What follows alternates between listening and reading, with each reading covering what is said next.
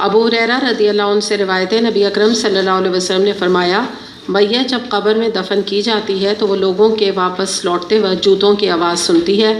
اگر میت مومن ہو تو اس سے قبر میں کہا جاتا ہے بیٹھ جاؤ، وہ بیٹھ جاتا ہے اور اس سے سورج غروب ہوتا دکھایا جاتا ہے اور اس سے پوچھا جاتا ہے کہ وہ شخص جو پہلے تمہارے یہاں مبعوث ہوئے ان کے بارے میں تم کیا کہتے تھے، تم ان کے بارے میں کیا گواہی دیتے ہو؟ مومن کہتا ہے ذرا بیٹھو، مجھے نماز عصر ادا کرنے دو، سورج غروب ہونے والا ہے۔ فرشتے کہتے ہیں بے شک تو دنیا میں نماز پڑھتا رہا، جو بات ہم پوچھ رہے ہیں اس کا ہمیں جواب دو۔ بتاؤ وہ شخص جو پہلے تم میں مبعوث کیے گئے تمہارے درمیان ان کے بارے میں تم کیا کہتے ہو اور کیا گواہی دیتے ہو؟ مومن کہتا ہے وہ محمد صلی اللہ علیہ وسلم ہے، میں گواہی دیتا ہوں وہ اللہ کے رسول ہیں اور اللہ کی طرف سے حق لے کر آئے۔ تب اسے کہا جاتا ہے اس عقیدے پر تو زندہ رہا، اسی پہ مرا اور انشاءاللہ اسی عقیدے پر اٹھے گا۔ پھر جنت کے دروازوں میں سے ایک دروازہ اس کے لیے کھول دیا جاتا ہے اور اس سے بتایا جاتا ہے کہ جنت میں یہ تمہارا محل ہے اور جو کچھ اللہ نے جنت میں تمہارے لیے تیار کر رکھا ہے اسے بھی دیکھ لو۔ یہ سب کچھ دیکھ کر اس کے شوق و لذت میں اضافہ ہو جاتا ہے۔ پھر اس کی قبر 70 ہاتھ کھلی کر دی جاتی ہے، اسے منور کر دیا جاتا ہے، اس کے جسم کو پہلی والی حالت میں لوٹا دیا جاتا ہے، یعنی اسے سلا دیا جاتا ہے اور اس کی روح کو پاکیزہ اور خوشبودار بنا دیا جاتا ہے اور یہ پرندے کی شکل میں جنت کے درختوں میں اڑتی پھرتی ہے۔ قبر میں مومن کا نیک انجام اللہ تعالیٰ کے اس ارشاد کی تفسیر ہے۔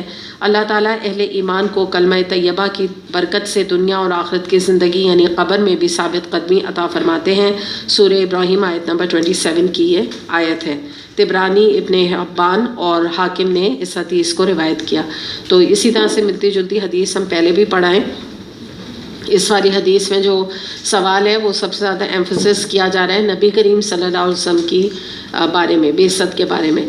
تو یہ جو آپ دیکھ لیجئے کہ دنیا میں جو یہ کفار ہیں، چاہے وہ جیوز ہیں، چاہے کرسچنز ہیں، یا آپ ان کو کہہ لیجئے پارسیز ہیں، یا اور بھی بہت سارے آپ دیکھیں نا، میں نام نہیں لینا چاہیے، ہمارے تو اپنے ہی مسلمانوں میں کتنے سارے اس طرح کے عقائد رکھنے والے لوگ ہیں جنہوں نے نبی کریم صلی اللہ علیہ وسلم کے بجائے اپنا پیر اور مرشد اور قادیانی جیسے انہوں نے اپنا آخری جو بنایا ہوا ہے ایک طرح سے پیغامبر، وہ تو کسی اور کو بنا رکھا ہے۔ تو آپ یہ سوچئے وہ کیا جواب دیں گے اس کا؟ کہنے کو تو وہ اپنے کو چلیں قادیانی تو ڈکلیئرڈ نان مسلم ہماری طرف سے ہیں ہماری یعنی کہ پاکستان میں، لیکن اور بھی تو بہت سارے ایسے لوگ موجود ہیں نا دنیا میں کہ جو مختلف مذاہب سے رکھنے والے، تعلق رکھنے والے۔ گرو نانک آپ ان لوگ کا دیکھ لیجیے، بدھ مت جو ہے، تو یہ ان کا جو ہے وہ سکھ مذہب جو ہے، تو آپ ان کے بارے میں سب میں دیکھ لیجیے۔ تو یہ کس طرح جواب دے سکیں گے نا؟ جو آپ کے عقائد ہوتے ہیں وہی آپ کے جوابات ہوتے ہیں، وہی نکلتے ہیں۔ تو یہ جو نبی کریم صلی اللہ علیہ وسلم کو جو یہ بڑا ہلکا سمجھتے ہیں نعوذ باللہ، اور آپ کے اوپر اتنی بڑی جسارت، ویسٹ میں آپ دیکھ لیجیے کارٹونز بناتے ہیں، تو یہ اپنا انجام سوچ لیں، یہ کیا جواب دیں گے نبی کریم صلی اللہ علیہ وسلم کے بارے میں؟ اور آپ کو پتہ ہے اس دن تو حق جو بات ہوگی نا وہ منہ سے نکلے گی، کوئی ایکٹنگ تو کر سکے گا نہیں۔ تو یہی والی بات ہے کہ ان کو کیا پتہ نہیں کہ نبی کریم صلی اللہ علیہ وسلم کون ہے؟ یہ جھوٹ بول سکتے ہیں لیکن یہ بولنے پر یہ قادر نہیں ہوں گے نا، اس وقت تو ہر چیز حق بات ہی انسان زبان سے نکال سکے گا۔ تو بڑے ہی یہ خسارے کا سودا ہے کہ نبی کریم صلی اللہ علیہ وسلم کو ایک تو ماننا نہیں، یہ تو خیر ایکسٹریم لیول ہے جس کی ابھی ہم بات کر رہے ہیں، لیکن ایک بات یاد رکھیے گا کہ ہم مسلمانوں کی بھی تو زندگی میں نبی کریم صلی اللہ علیہ وسلم کا اسوہ اور ان کا اتباع اور ان کی اطاعت نظر آنی چاہیے۔ وہ بھی افسوس کے ساتھ آپ دیکھ لیجیے کتنے لوگ آج اپنی زندگی کو نبی کریم صلی اللہ علیہ وسلم کی اطاعت کے اوپر گزار رہے ہیں یا آپ کا اتباع کرنے کی کوشش کرتے ہیں۔ آپ بعض لوگوں کو دیکھیے کہ عالموں کا جو صحیح معنوں میں آپ صلی اللہ علیہ وسلم کے پیروکار ہیں، میں نے ان کا رویہ یہ دیکھا ہے کہ پانی بھی ویسے پیتے ہیں، بیٹھنے کا طریقہ بھی ان کا یہ، سونے کا طریقہ بھی، لیٹنے کا طریقہ بھی، قیلولہ بھی کرنا، یعنی ایک چھوٹی چھوٹی سنت بھی جو ہے وہ آپ صلی اللہ علیہ وسلم کی نہیں چھوڑتے۔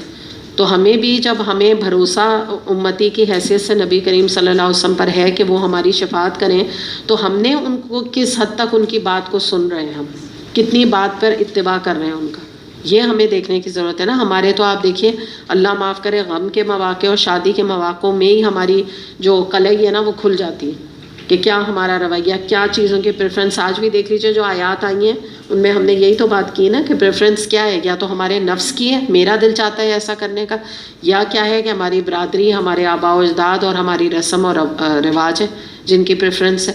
تو کیسے قبر میں جواب دیں گے نا؟ وہ تو پھر یہ پوچھا جاتا رہے، وہ تو انسان کے منہ سے رسم اور رواج ہی نکلتا رہے گا، اللہ معاف کرے۔ تو یہ ہے کہ یہ بڑی امپورٹنٹ بات ہے کہ جو سچے دل سے نبی کریم صلی اللہ علیہ وسلم سے محبت کرے گا نا وہی ان کے بارے میں یہ جواب دے سکے گا جس سے ان کا اتباع کیا ہوگا.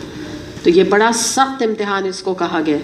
عائشہ رضی اللہ عنہا نے کیا کہا تھا کہ میں تو ایک بہت ہی اپنے آپ کو انہوں نے یہ کہا تھا، حالانکہ وہ کوئی معمولی عورت تھی، انہوں نے کہا میں تو بڑی معمولی عورت ہوں، میں تو بڑے ڈرنے والی عورت ہوں، میرا کیا ہوگا کیا میرا قبر میں کیسے جواب دوں گی. وہ کہہ رہی ہیں یہ آپ سوچیں جن کی وہ رفاقت انہوں نے گزاری نبی کریم صلی اللہ علیہ وسلم کے ساتھ، وہ یہ کہہ رہی ہیں کہ میں ان سوالات کے جواب کیسے دوں گی. تو آپ اندازہ لگائیے نا کتنا سیریس یہ معاملہ ہے ان جوابات کا.